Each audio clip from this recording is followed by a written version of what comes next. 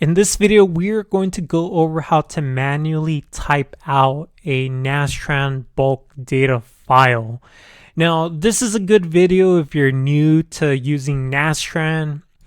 And here I have sort of an agenda for today's video. First, I want to talk about the motivation. Why would we ever want to type out a Nastran bulk data file?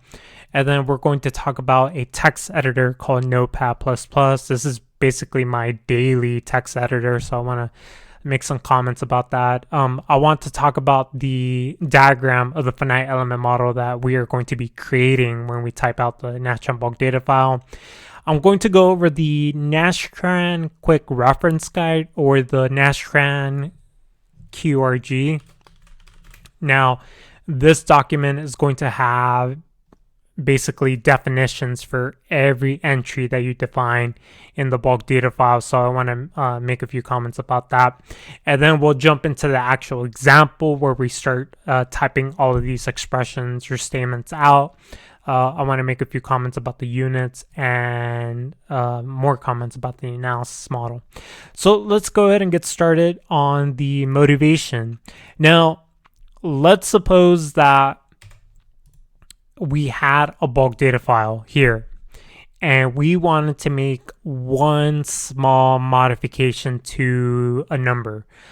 Say you wanted to modify the Young's modulus, maybe you wanted to modify the magnitude of a load. Consider just a small modification in one of your entries here. Each tool that you use is going to have a different interface. And now what you would have to do is you would have to go on a search. You have to hunt down that specific input box in that program just to make that one modification.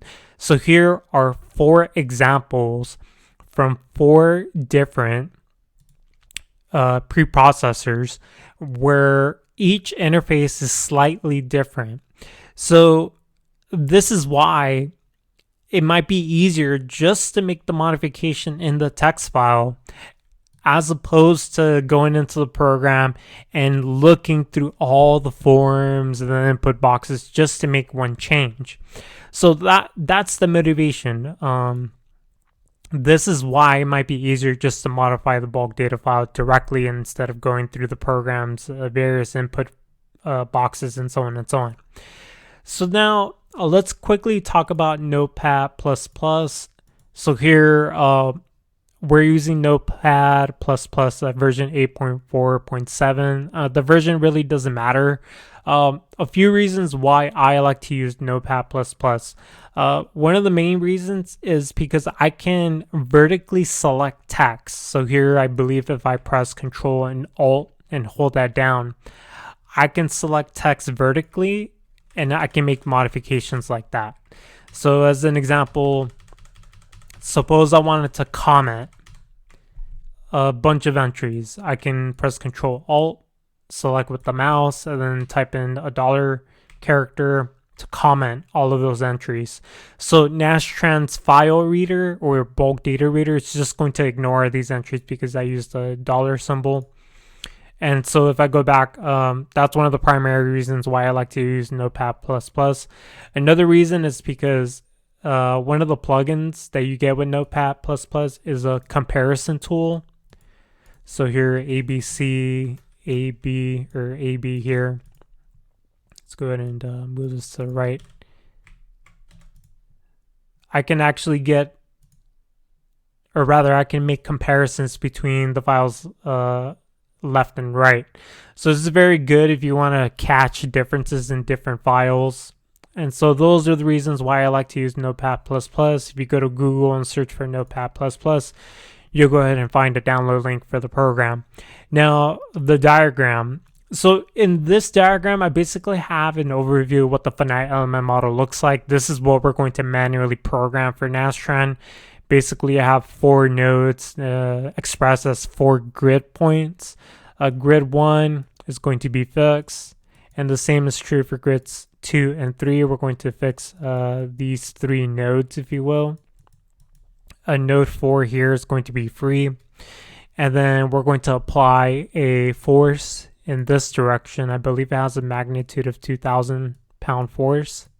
And then we're going to define a second load in this direction, also with the magnitude of 2,000 pound force. We're going to have two different load cases, one load case for this load and then the second load case for this other load. And now the Nastran quick reference guide. So depending on the version of Nastran that you're using, there will be a quick reference guide available. So think of this document as a big dictionary that gives you a lot of information about every case control command, every bulk data entry. If you're going to be manually modifying the bulk data file, you are going to be using this document a lot. So here, let me go ahead and move this to the left. And then here, let me go ahead and close some windows in my notepad window. And let me move this to the side here. And now with the quick reference guide in hand, we are ready to start our example. Now, our example starts off with units. Now, when you use a finite element solver program, it's like using a calculator. The calculator does not know what units you're using. It's up to you to decide the units to start off with. These are the units that you use throughout your calculations. And then at the end of your calculations, those outputs, those final results are in the same units you started off with. So today we're going to be using inches, pound force, PSI or pounds per square inch, and then pounds per inch cube for the density. So these are the units we're using for this example. We're going to be using these units throughout the setup process. At the end, our results are also going to be in these units. Our deflections, our stresses, our forces are going to be in these units. Alternatively, if you wanted to use a different set of units, it's really up to you. Just make sure that you're consistent with the values that you type out. So if you wanted to, you could use millimeters, Newton, and then pascals, or meters, like kilonewtons. It's really up to you to decide what units you want. Remember, just be consistent with your numbers. Finite element programs are like calculators. It's up to you to watch out for the units when you're setting up your problem and doing your calculations. So let's go ahead and start creating our finite element model. So the first thing you want to start off with, you want to define what the analysis type is. Here we're going to say that we're setting up a SOL 101 analysis. This is alternatively known as a linear statics analysis. And here what I've done with the dollar symbol, it's a comment symbol. So basically everything after the comment is ignored when Nastran reads the file. So let's go ahead and leave that there. And then we're going to designate what's called a delimiter. This defines a dividing line between sections in the bulk data file. Later on, we're going to have another delimiter called the bulk data, or begin bulk rather. So this is going to designate the start of the bulk data section of the bulk data file. And then we're going to have a final delimiter, the end data delimiter. This designates the end of the bulk data file essentially. So now we've define what the static or the analysis is for this finite element analysis, and then we're going to define the outputs. What do we want to output for this analysis? So here we're going to say output the displacements for all the nodes, and then output the stresses for all the elements. And now we have two load cases to define. So we're going to say, okay, we're going to have subcase 1 and subcase 2. And now we need to know what loads and boundary conditions we're going to be using. So for now, our load specification is unknown at this point. We haven't defined a load. So for now, I'm going to use these placeholders. We're going to update this later on. Now, what about our supports? So we're going to say use SPC or single point constraint 100. Actually, this is unknown right now.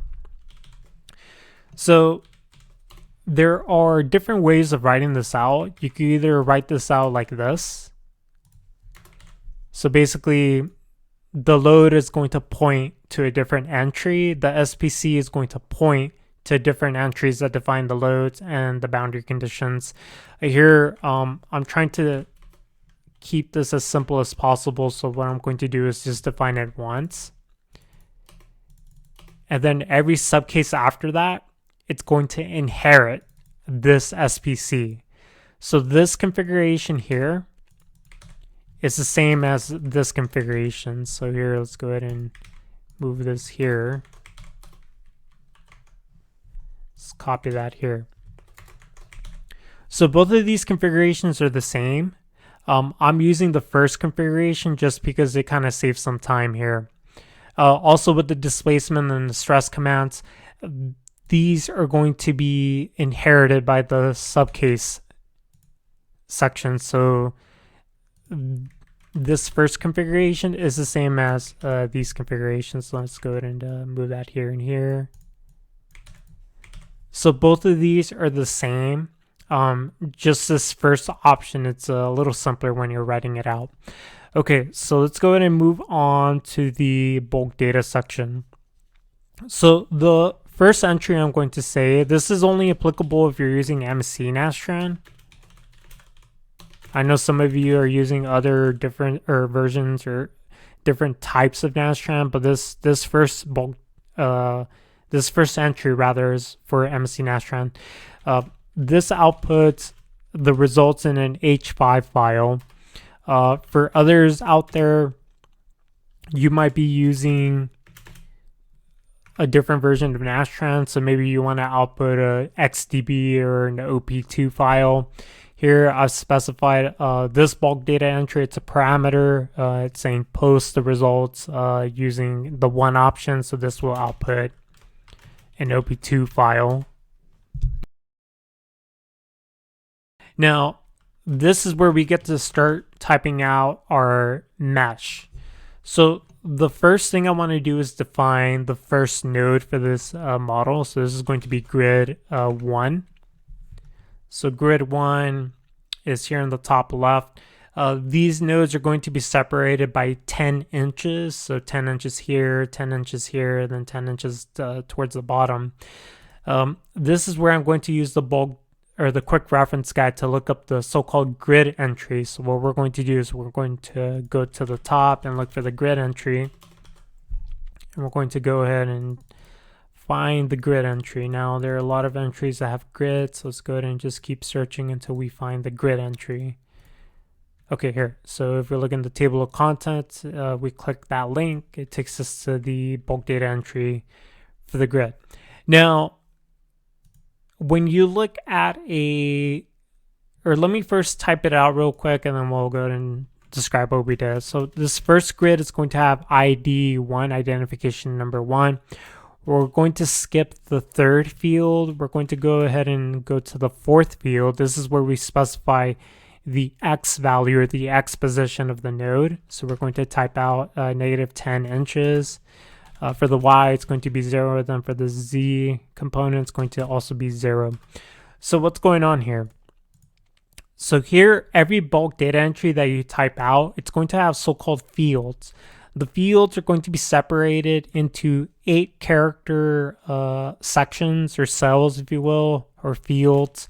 So this first field, I type in grid, and then at most we use 8 characters. So there are 4 spaces here. We type in 1, and then we have 7 spaces. That takes us to the next dividing line, if you will. The next field, it's just 8 spaces. There's nothing in that field. And then here we type out the X component, the X position for the node. It's negative 10 inches. For the Y, it's at 0 inches. And then for the Z component, it's at 0 inches. So here, if you look at the bulk data entry here, it tells us the format. So it tells us that the entry typically has 1 row and 10 fields, or 9 fields if you want to be more specific. Here, each field is described with the describer. So one field defines the identification number.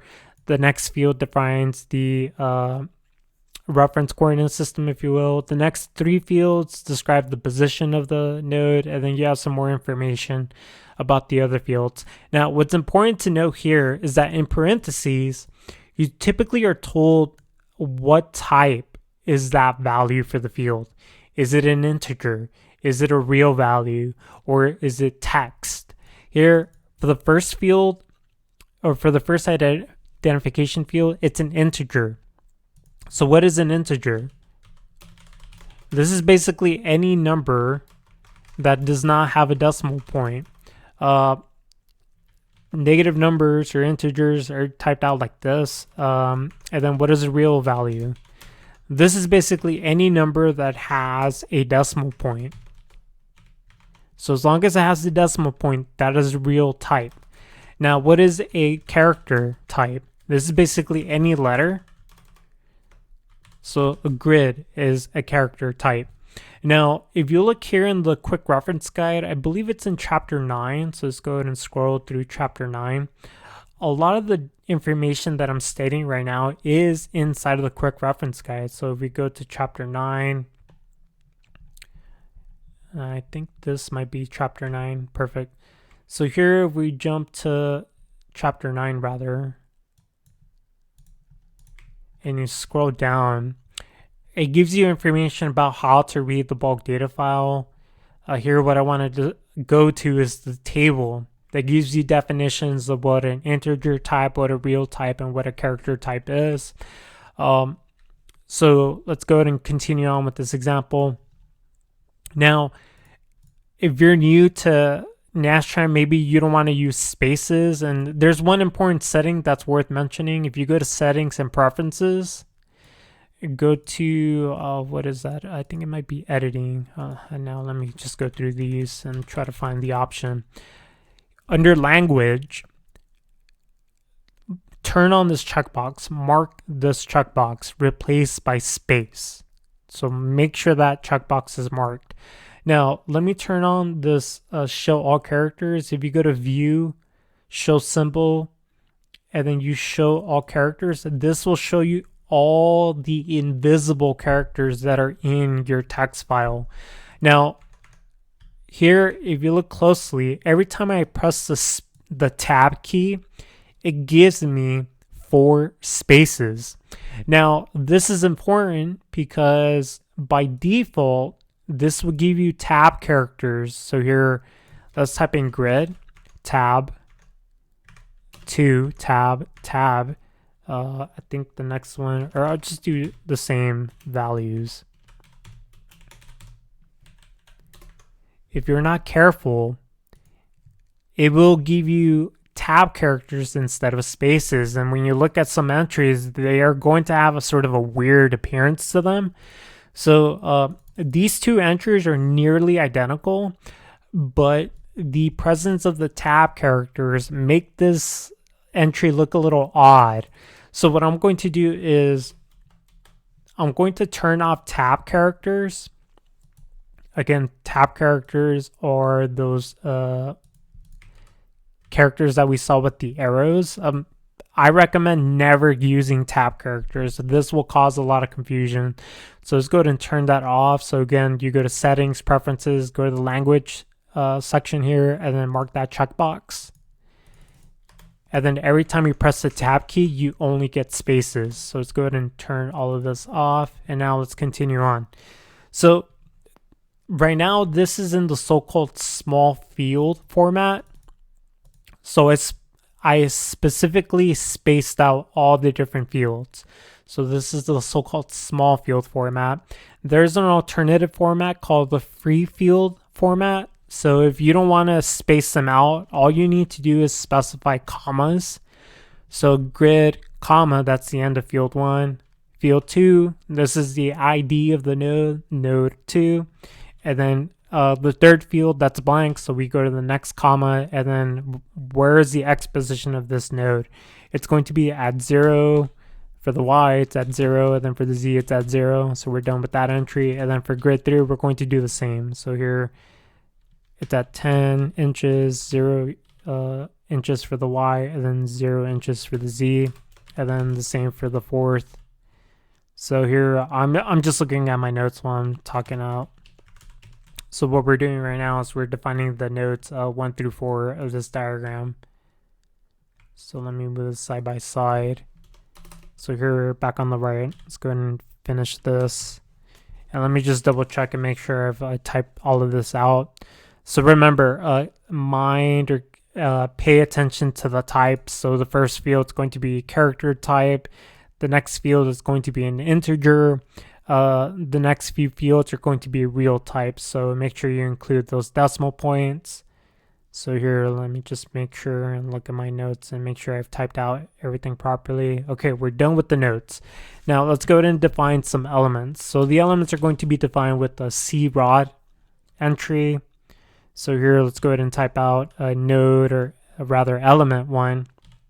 This is going to connect an unknown property. So the property defines information about the material and the cross-section area of the element. We don't know what that looks like yet, so I'm using a placeholder of question marks for now at least. We're going to say that this element connects node 1 to node 4. And then here's CROD2. It's going to connect an unknown property that we have not defined yet. It's going to connect node, let me look at my notes. It's going to connect nodes 2 to 4, and then the same for the third element. So it's going to be element 3. It's going to connect, I believe, node 3 to 4.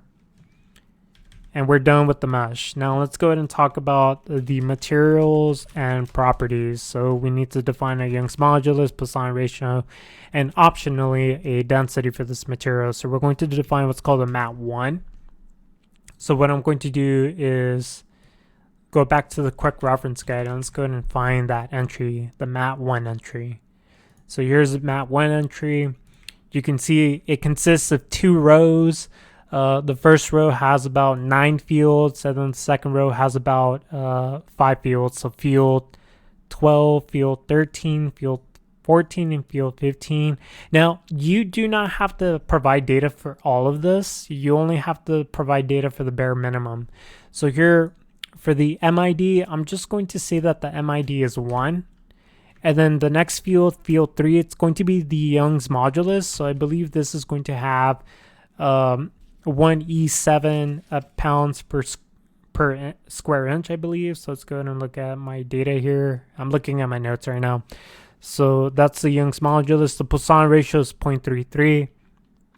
And then the density, that's optional. You don't have to provide that for statics analysis, but if you want, you can type it in this field. That would be field, let's see, this is field 1, field 2, field 3, 4, and field 5. So here I've typed in a density. That's optional. You don't have to type it out. The same is true for the other fields. All the other fields are optional. You don't have to type in data for that. Also for the next row, the second row, the ST field, you don't have to provide data for that. So we're going to leave that blank.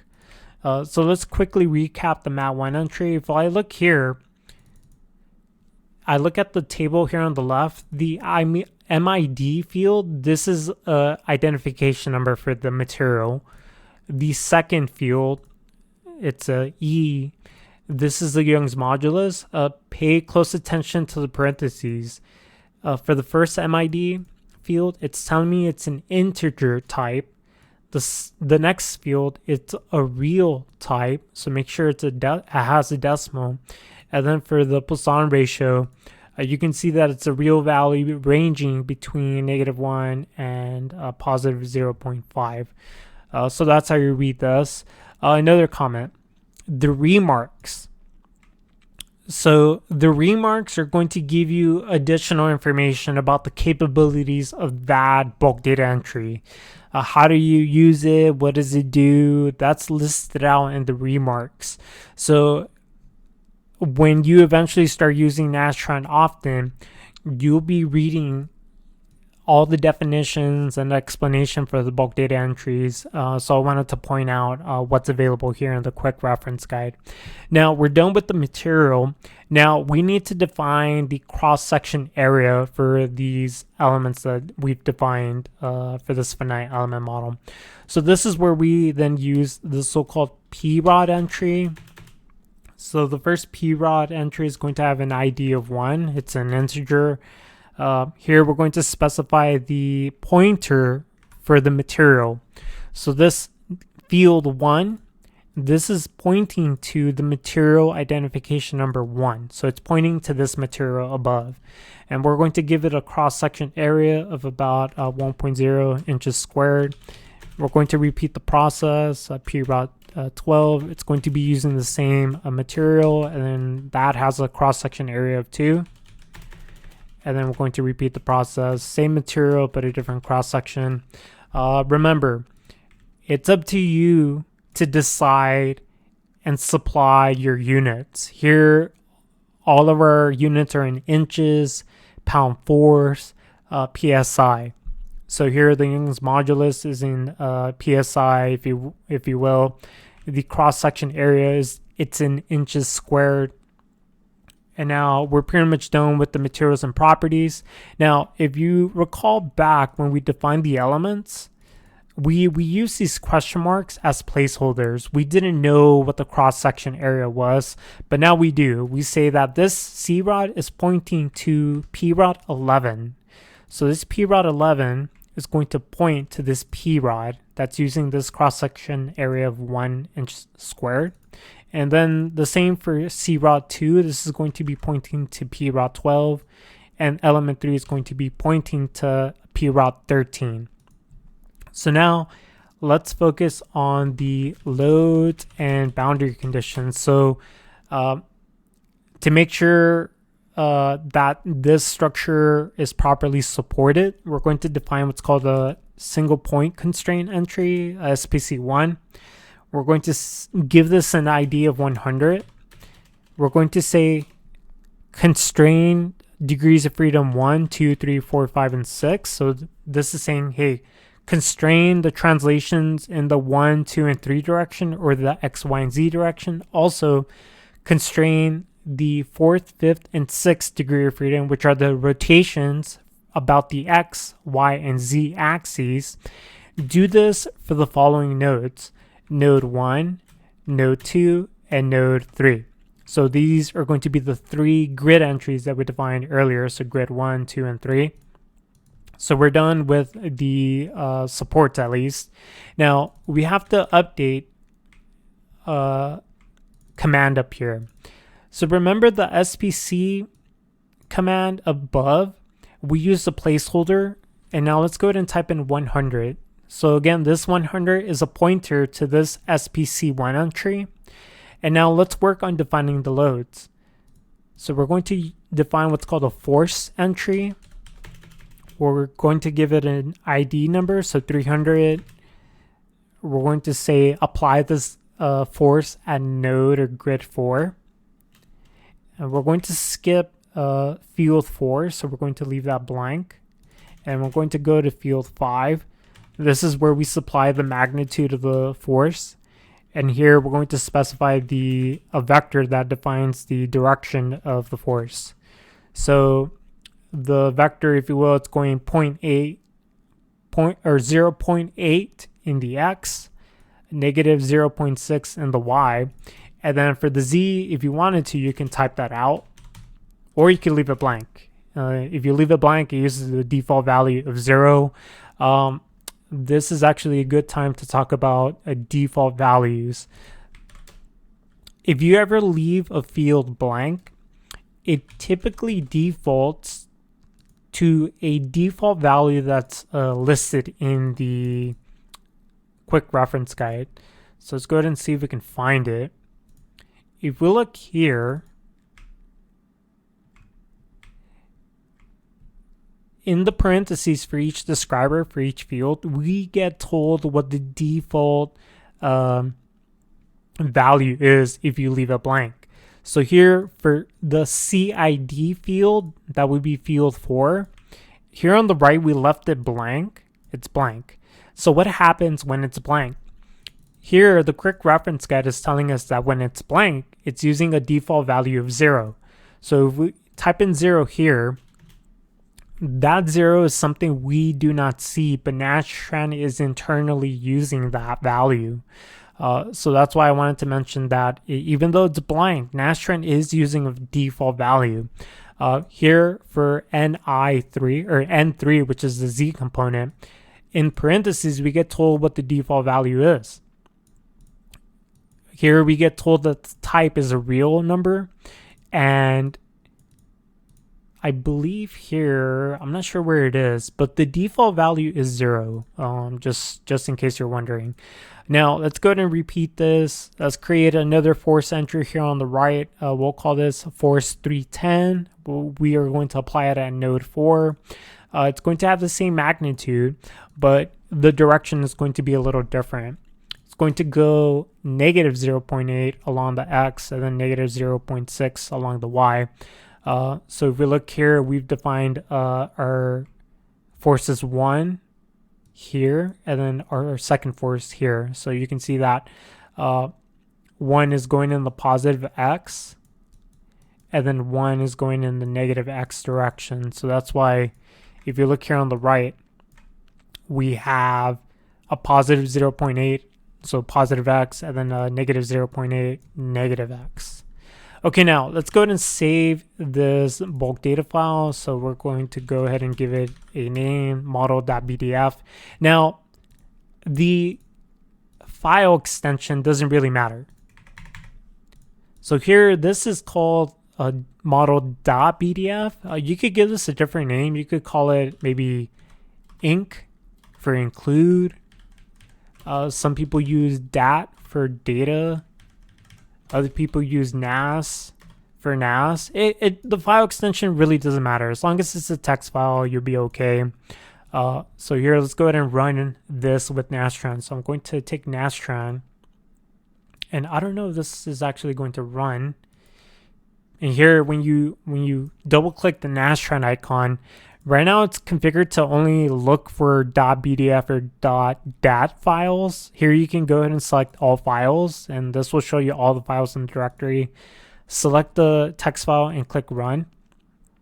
So the Nastran starts to perform the analysis. I expect this to fail. If we look in the F06 file and we'll look for this user fatal message. So if you ever find a user fatal message in the F06 file, that means that there's an error. You have to fix the error before you get analysis results like displacements and stresses and so on and so on. Here, I've made a mistake. I forgot to update the load command. So here I'm using the placeholder question mark. Nastran doesn't recognize what these characters are. So what I have to do is I have to take the identification number for my two forces, and I have to use them here. So this load is going to point to force 300, and then the second load is going to point to force 310. And let's go ahead and rerun this. I expect this to still fail, and I'll explain why in the following moment. So let's go ahead and now look here. Again, let's go ahead and look for the user fatal message. Oh, it looks like it ran successfully. So now let's go ahead and make sure that we get results here. So if we look in this file,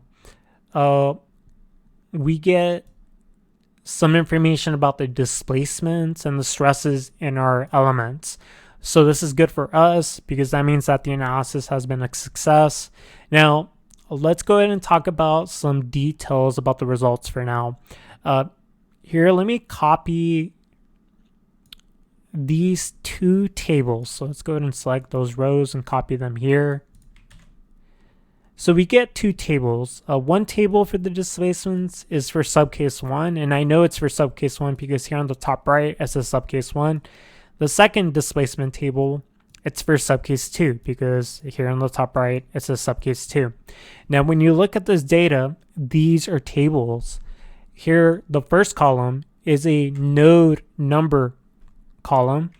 The second column is a type column. If it's G, it's a grid or node.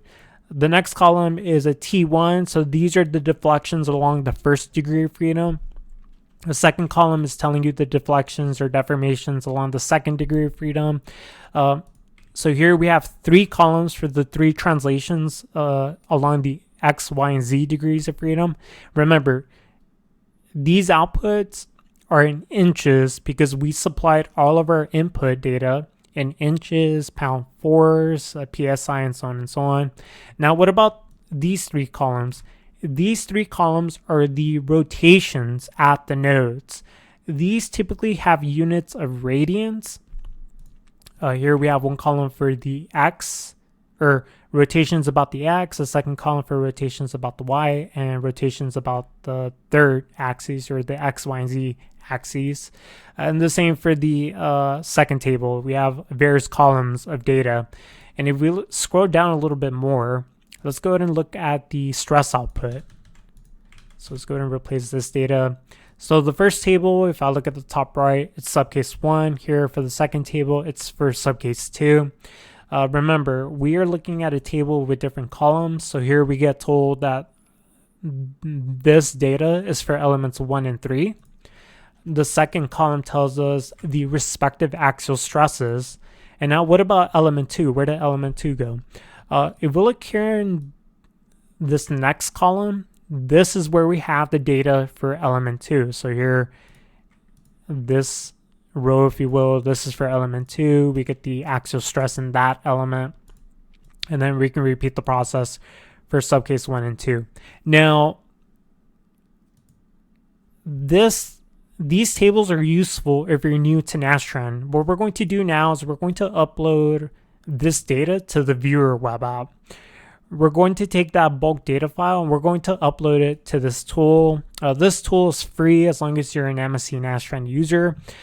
This tool will let you look at the dimensions of your cross section. So let's go ahead and look at maybe the cross sectional areas of the rod elements that we defined. So let's go ahead and display our. Oh, it seems like I made a mistake in my bulk data file. Let me turn on the display of the cross-sectional areas here. So here, if we look at this image, this was my goal, to build this model, but the actual model looks like I made a mistake somewhere. So let's go ahead and go back to the bulk data file and see if we can find what our error is. Now, when you look at the free field format with the commas, sometimes this is a little difficult to debug. If you look in the F06 file, you get a repeat of that same file, but these are formatted entries. If we look here, these are the 4 grid entries that the Nastran file reader detected and formatted. So even though in the input file we use commas to format this entry, this is how Nastran's so-called bulk data reader sees the entries. What I'm going to do is I'm just going to take this data and I'm going to replace my old entries. And let me make sure I'm doing this properly. So let's go ahead and delete the old entries and let's go ahead and type out or paste my Nastran recognized entries. Now here, I know what's wrong. Here, grid 4 should not be at -1 inches. It should actually be at 10 inches. So let's go ahead and make that edit. And let's go back here. Let's reload the viewer. And we're going to import that bulk data file again, just to make sure that our nodes are in the right places. So let's go ahead and do this. We'll go ahead and click on select. And we'll go ahead and select the bulk data file here. And we'll click upload. And now at times, this is going to go a little slow, and that's because I'm running a virtual machine of Windows. Virtual machines tend to run a little slower than actual physical machines. So here is our finite element model. You can see that it looks closer to what we intended. Here, let's go to the fem label tool. Here I can click these individual elements, display the grid numbers and the respective IDs. And here we can see that the model looks like our original goal. So now, since I've made that modification, and remember, the goal of this video was to show you how to type this out, because sometimes you want to make just one change. And rather than go through the preprocessor and trying to find where that one setting is, sometimes it's faster just to make the modification in the bulk data file manually, like we did here. A moment ago, this value was -1. That was a mistake, so we have to go in and modify that value. You saw that modifying this one value was faster in the text file instead of having to go through all these different tools to make that one adjustment. Now, since the bulk data file was changed, we have to rerun this with Nastran. So let's go ahead and select that file and rerun this. And remember, if you're new to Nastran, let's go ahead and make sure that there are no user fatal messages. So if you ever find one of these, that means there's an error. You have to fix that error before you ever get results. So I did a quick search. I didn't find any errors. Let's go and do a search for system fatal. System fatal messages are another type of error, but these errors are rare. But here I'm showing you that if I do that search, I find no errors. You'll also find these user warning messages. If you're new, you can often ignore this entry. It seems like there is a warning here. So most of the time you can ignore these warnings. But if you have time, feel free to go through these warnings. And if they look very suspicious, then it might be good to identify what's going on here and maybe try to fix the warning if there is one. But most of the time you can ignore it. Here, I do have a warning. Here, let's go ahead and read the warning real quick. Here, I'm told that this entry, mat1 with this ID 1 near line 22, there's something suspicious here. Material has unreasonable or inconsistent values of EEG or nu. The Poisson ratio. Here, the mistake I made here is that I put the Poisson ratio where the shear modulus is. So let's go ahead and space that out. Save the file and rerun this. Let's go ahead and display all the files. Now, when you rerun Nastran often, you get all these different version numbers. So here, this is a little cluttered. So every time you run Nastran, it gives you a version number. Like this was the last run. This was the second last run. I don't like keeping all these files, so I just typically remove them and rerun Nastran. There is a way to disable that, but maybe I'll cover that in a different video. So let's go ahead and run Nastran again. And then if we look in the F06 file, let's go ahead and look for that warning message. So when I look for the warnings are no longer here. So I fixed the issue. I put the Poisson ratio in the wrong field. And now I have my result file, which is in the H5 file. What I'm going to do now is I'm going to go to the viewer. I'm going to upload this H5 file. The H5 file contains the results of this linear statics analysis. So I'll be able to look at some of the results like axial stresses or deflections. So right here, again, go to File Upload, click on the H5 tab, click on Select Files, navigate to that file model H5, double click that, click Upload File, and this is going to go ahead and upload the result file, and it's going to display some of the results. So we'll give this a few moments to load. And let's go ahead and turn off the cross-section areas. Let's go back to the post-processor. Now, one comment, scaling. if your deflections are very small, you might need to scale up the deflections just so they're noticeable. Here in the bottom right, I'm using a scale factor of 10. So let's use the scale factor of 100. Still no change. Let's use a larger scale factor of 1000. Now when I scale the deflections by 1000, or 1001 in this case, let's go ahead and make that 1000. Now the deflections are noticeable. Here, if I turn on off and on the deformed shape, this is the original shape and this is the deformed shape. I can turn on the markers, and then I can turn on the labels to tell me exactly where the highest value is. If I want to, there's a minimum label that tells me where the minimum value is. Here we can flip through different load cases.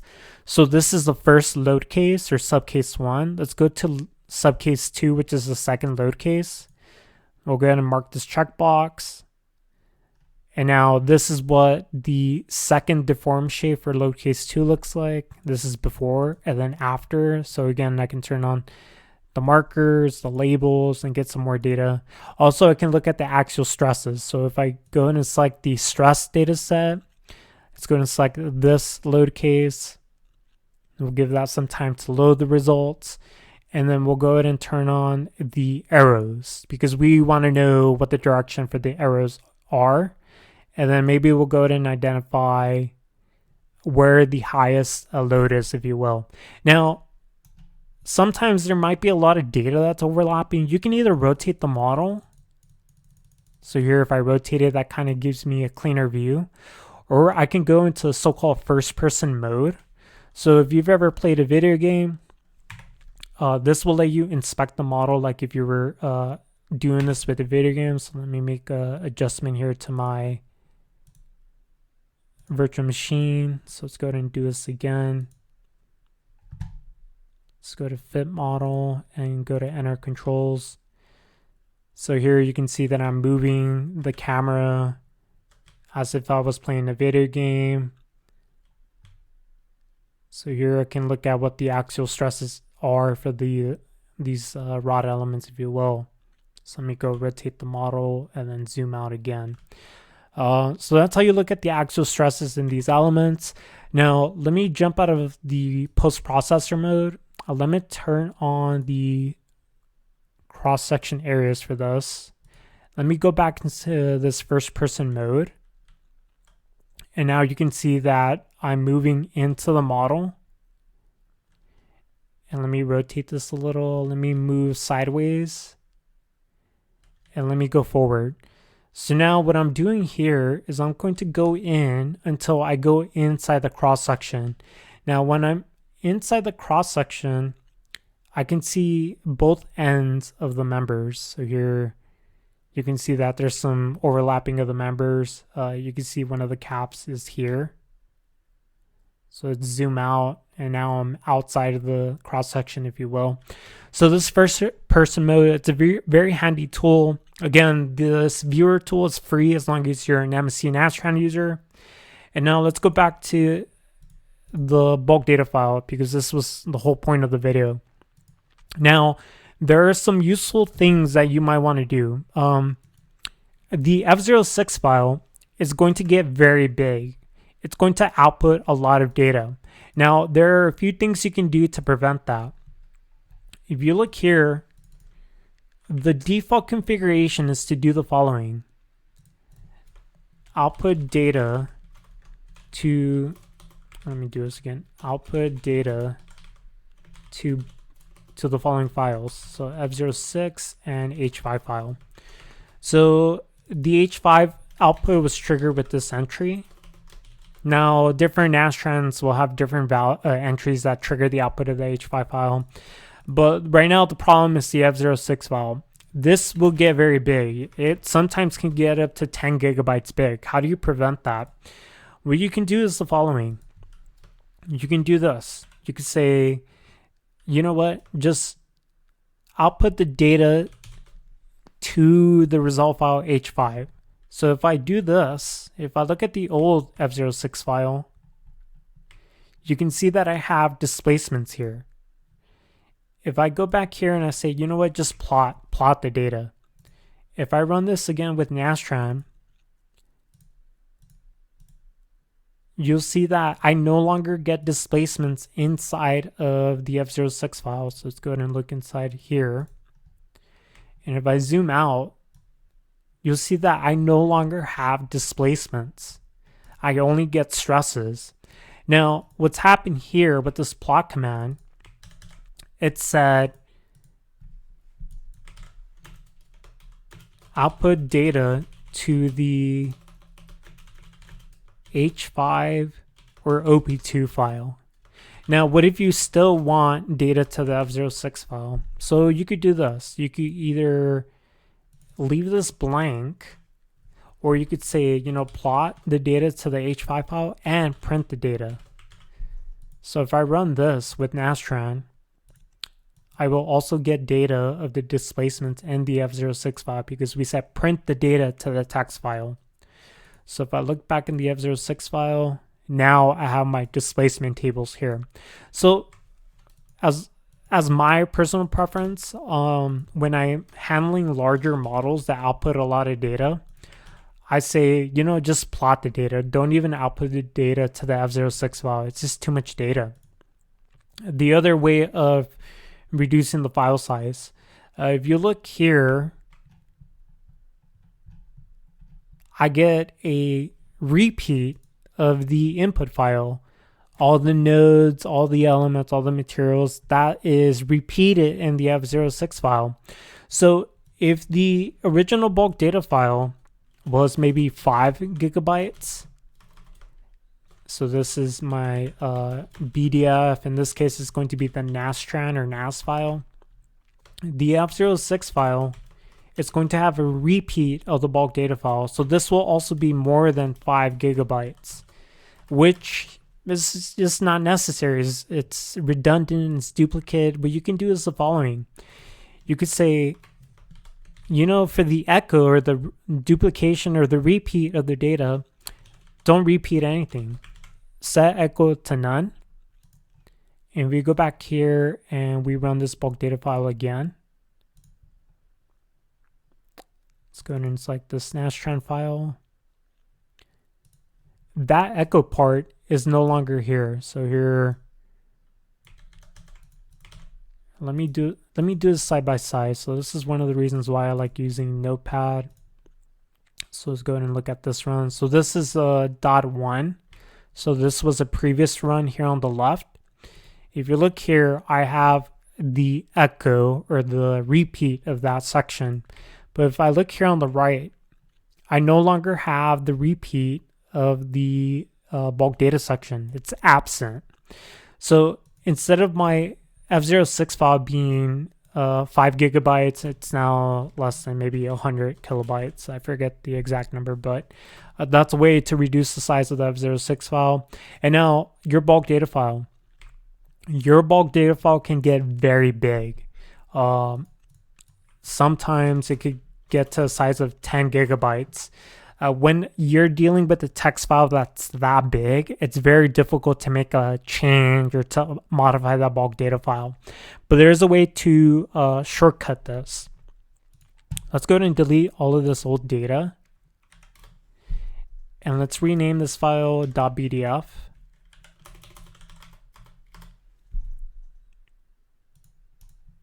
So we're going to use what's called an include file.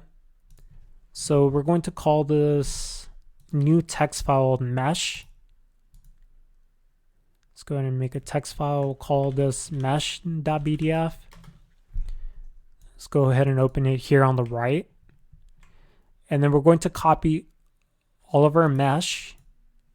And we're going to paste it here on the right. We're going to save this file. And then here on the left in the original bulk data file, we're going to say, hey, you know what? Include this file, mesh.bdf. Everything that's in this file is part of the model. So that's what we're saying. Include this bulk data file and all the entries inside of that bulk data file. Quick comment. The bulk data entries are not case sensitive, so you can make them lowercase or uppercase. If it's something like a path or a file name, I believe the case of that matters. Or actually, let's try it. Let's type in mesh, uppercase mesh, and let's see if that works. I can't remember if this is case sensitive or not. So it looks like it's not. So let's go ahead and type in fatal here. Let's look for any user fatal messages. Okay, so the case doesn't matter. So let's go back to the bulk data file. All of this data could either be uppercase, like it is here, or it can be lowercase. It doesn't matter, as you saw a moment ago. So now, this was another way to reduce the size of your bulk data file. Remember, sometimes it's difficult to work with very large files. So what you can do is the following. You can separate your mesh and your nodes into a different file. This mesh file could be very big, depending on how much data you have. For some of you, it might be less than 1 gigabyte. For others, it might be 20 gigabytes. But here, since we separated the mesh from the main bulk data file, our mesh file could be very big, but our main file, the model.bdf file, this might be 1 megabyte, which can be open in a text editor. So I can make changes relatively easily if I make this adjustment. Okay then, so what else is there to talk about? I think I'm pretty much at the end of the video. Like I said, the main goal was to show you how to manually type out the Nastran bulk data file, because at some point you're going to make small changes to the bulk data file. You can either go to your preprocessor, you can hunt down where that input box is. Alternatively, if you know how to edit the bulk data file, you can just open the text file in a text editor, make that one adjustment, save the file, and rerun Nastran. This is a time saver once you're dealing with a lot of these small edits. So that's why I wanted to create this video. If you're a new user, you'll eventually want to do this. So I wanted to show you how to manually type out a bulk data file like you see here on the screen. I think I'm at the end of the video. I'll stop it here. And as always, thank you for watching.